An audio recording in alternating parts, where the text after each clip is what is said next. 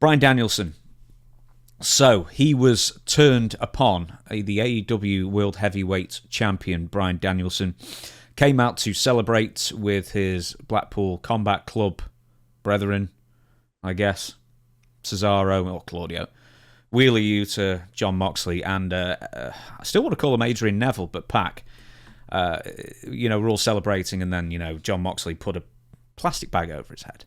Mm-hmm. Now, we're talking about, AEW negotiation periods. This is the kind of thing that Terry Funk did in 1989, and he had to go back on television and apologise for this. 35 years later, Shane Douglas did this in ECW as well, by the way, but no one was watching ECW at the time.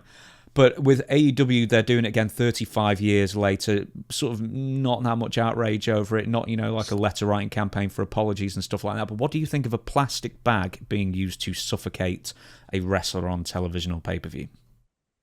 Well, I wouldn't have done it. I really wouldn't. But, somebody can go into a coma. I mean, if you actually really did that from lack of oxygen, they pass out. So I don't know.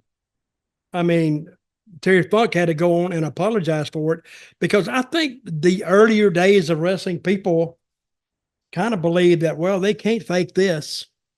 The guy can't breathe. So he had to go back and apologize for it. But I don't see the purpose of it.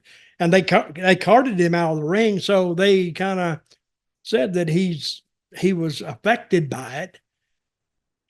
But I don't know. Again, there's my answer. I don't know whatever they want to do, but all of a sudden it seems like this particular show was really, really hardcore. Right. So we've both I have seen that before and then just completely forgot the ending of it, but now you've seen it as well now. So what do you think of the execution of that angle? Well, that's the first time I've seen that too. I think I may have seen something like that, but years ago, but I think what they wanted it to do is the appearance of that he really wanted to do serious damage. And they were saying this is murder. So, but if somebody's got something around your head and you can't breathe, it's cellophane. Wouldn't you reach up and kind of pull it down a little bit? You can bust it. But it must have been some super strong cellophane that he couldn't do it. But not bad, not as bad as I thought it was, but still, they put a lot of thought in this, and they didn't kick the crap out of him. They just cut his oxygen off for a minute.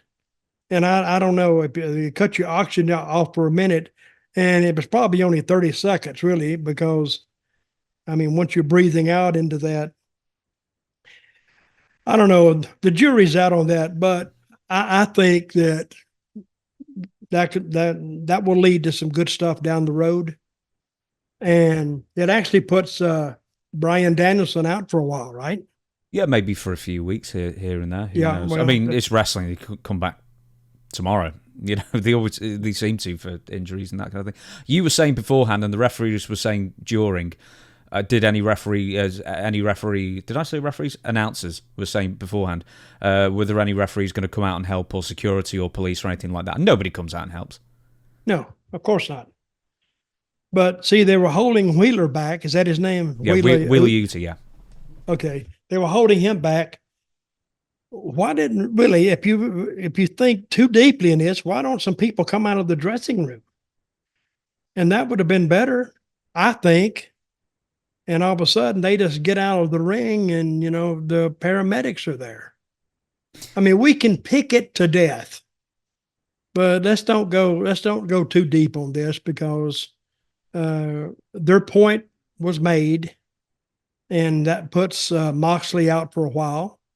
No, Danielson. And, Danielson, and puts him out for a while, and so we put him on the shelf. And they've worked an angle. Okay, I got it.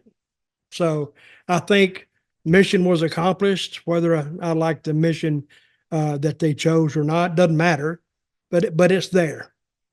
And it's pretty solid too, with Moxley and Danielson.